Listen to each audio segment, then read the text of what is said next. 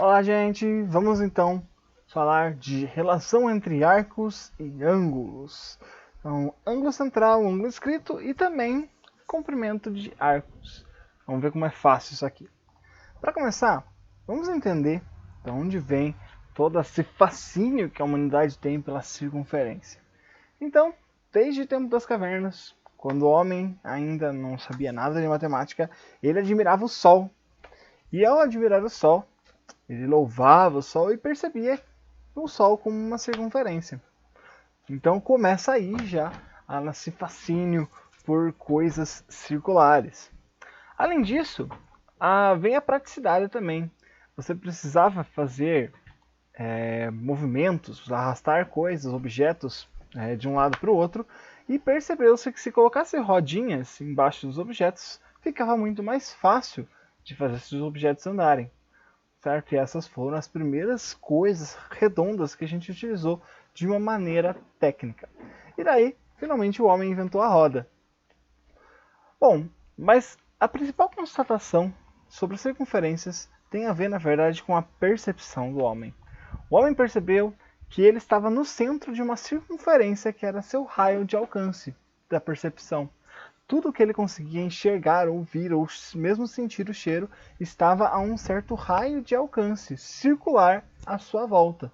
E a partir dessa constatação surgiram caras como Tales de Mileto, que utilizou esse tipo de conhecimento para medir, por exemplo, a altura das pirâmides.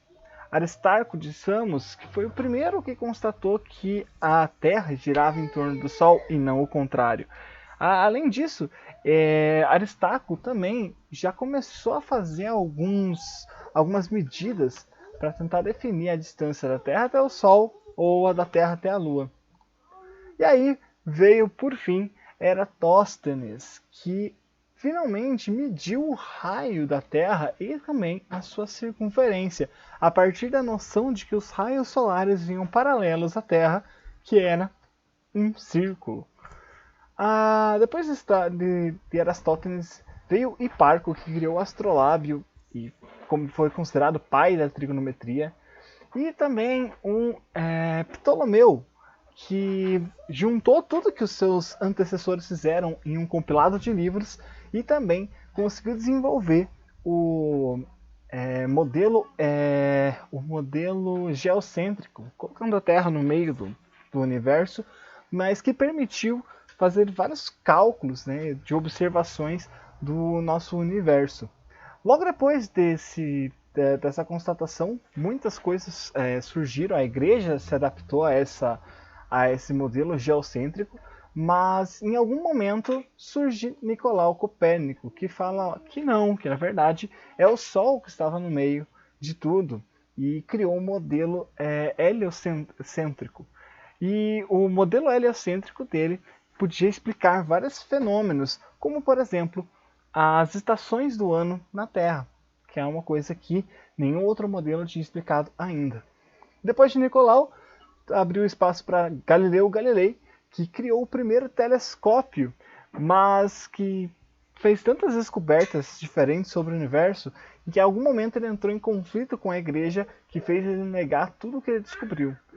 E depois desses, um dos últimos que nós temos aqui dos grandes matemáticos da antiguidade seria Johannes Kepler, que é o famoso Kepler, das leis de Kepler, que são as leis fundamentais da mecânica celeste. E Kepler, ele pegou tudo isso que tem de bagagem para trás dele e conseguiu fazer observações de como que o universo funcionava. E muitas das coisas que ele teorizou lá atrás foram usadas por predecessores dele, como Isaac Newton e outros, que têm a ver com a gravidade, como o mundo funciona. Mas todos esses caras, eles partiram sempre do princípio de que o universo que nós conseguimos observar é um círculo em torno de nós. Muito legal, certo? Muito bem, vamos então falar um pouco da circunferência em si, do âmbito da matemática. Então, primeiramente, a gente tem que analisar um ponto central. Um pontinho, né? Se a gente for pensar naquele rapaz que ficava no meio da circunferência, seria ele, né? Nosso ponto central, nosso ponto de observação. A partir desse ponto, que nós chamamos de origem, né?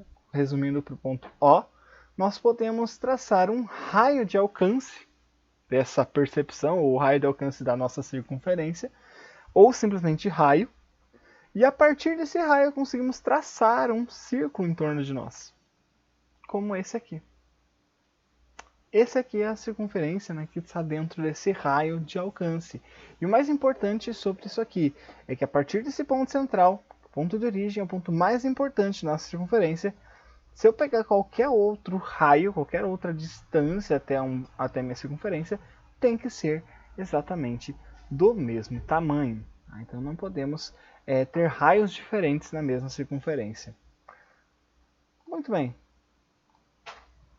Além do raio, se a gente conseguir traçar uma distância entre dois pontos na circunferência, passando exatamente por esse ponto, nós temos o que chamamos de diâmetro da circunferência, que vai ser sempre 2 vezes o raio.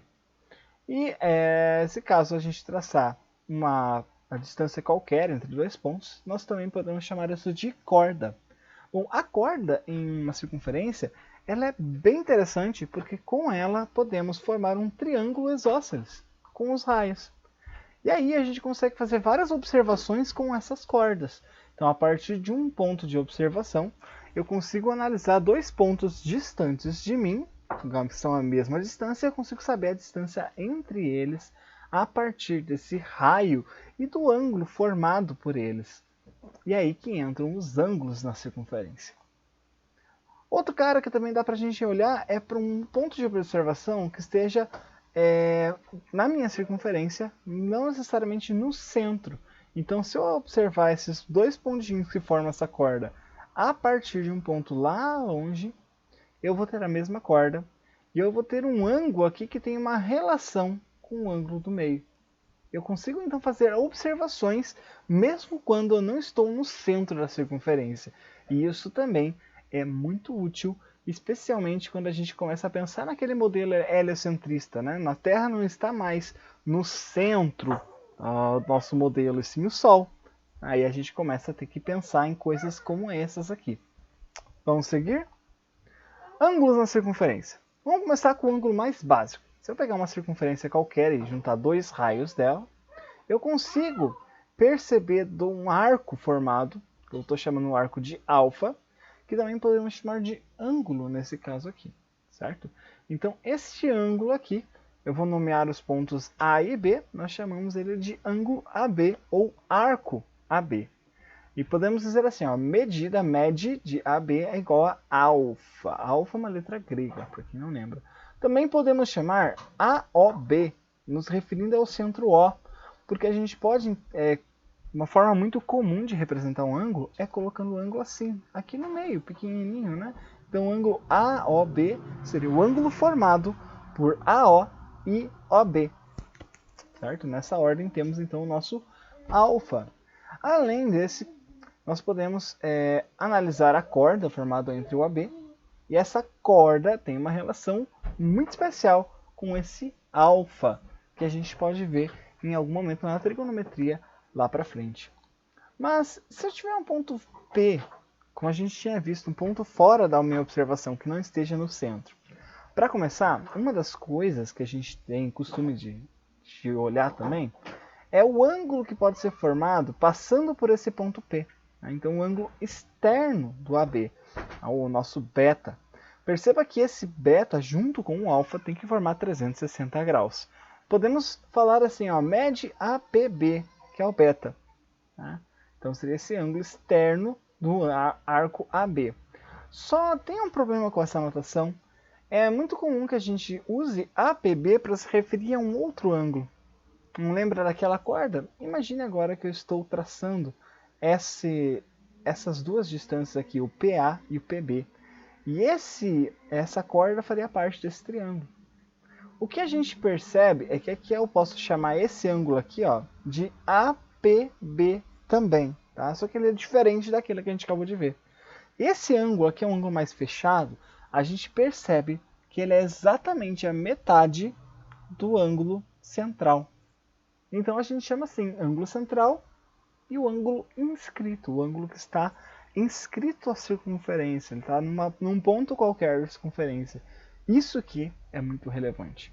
né? Porque eu posso, então, pensando aqui a Terra como um ponto da circunferência do Sol, eu consigo visualizar esse ângulo formado com outras coisas que estejam também dentro desse raio, que para nós pode ser muito relevante.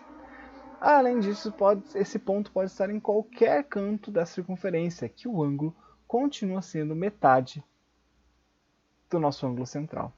Então, qualquer ponto que eu pegue, o ângulo formado entre PA e PB é sempre um alfa sobre 2. Muito bem. Esse ângulo aqui, AOB, chamado ângulo central, e o ângulo APB, nesse formato aqui, é chamado ângulo escrito. Então, a gente só tem que ter esse cuidado. Não podemos confundir o APB que estamos vendo aqui com aquele ângulo externo, que às vezes algumas pessoas gostam de se referir como APB. Mas vamos, sempre que você vê APB nessa ordem, pense que estamos nos referindo ao ângulo que fica aqui, ó, entre o AP e o PB. Certo? Assim fica bem claro o que estamos dizendo. Muito bem. Além disso, temos um comprimento de arco, outra parte relevante. Sabemos que numa circunferência com raio 1, se a gente calcular o comprimento ou abrir essa circunferência, vamos obter 6,28 aproximadamente de comprimento, certo? Esse 6,28 vem de uma fórmula conhecida lá de trás, que diz que comprimento é igual a 2 vezes o π vezes o raio. O raio aqui é 1 e o π é 3,14159. Se a gente multiplicar isso por 2, vai dar 6,28 e mais uns quebrados. Mas esse valor aqui, ele vem justamente da divisão do comprimento da circunferência pelo diâmetro, certo? E a gente percebe que em todas as circunferências esse π aparece. Aí, quando eu tenho o raio e quero saber a circunferência, basta usar essa fórmula aqui. Então, vamos ver um exemplo. Então, por exemplo, aqui, né, temos lá o raio 1. Se eu quero saber o comprimento da circunferência, 2πr, 2 vezes 3,14 vezes 1, que é o raio, que dá o 6,28 que a gente encontrou. Mas vamos pensar um pouquinho, se eu tivesse um arco um pouco menor, e se eu pensasse nesse 6,28 como uma coisa relacionada ao ângulo de 360 graus que eu tenho numa circunferência, e eu cortasse esses 360 graus na metade. Naturalmente o arco cai para metade também. Eu tinha 6,28, cai para 3,14. Então, se eu pegar metade do arco, o comprimento fica metade do comprimento original.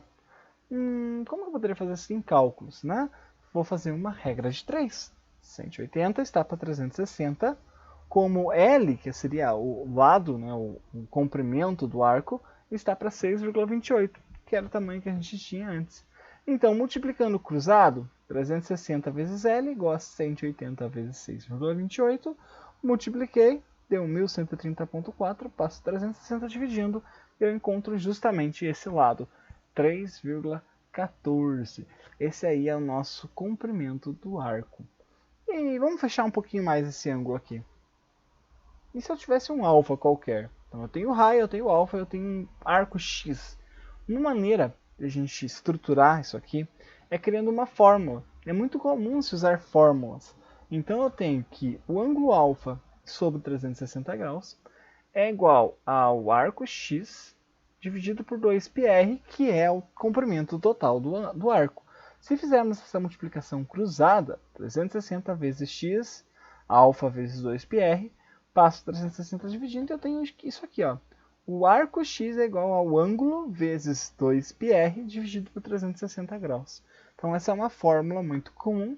Ela também é muito apresentada dessa maneira aqui. Em alguns livros didáticos você pode encontrar L igual a alfa πr sobre 180. Se você olhar, não é muito diferente, né? Só simplifica o 2 com 360 graus. Então, tem gente que gosta muito de usar essa fórmula aqui. Quando você tem um ângulo, joga nessa fórmula, você consegue descobrir o tamanho do arco, certo? Por regra de 3 também sempre vai funcionar. Vamos ver um exemplo.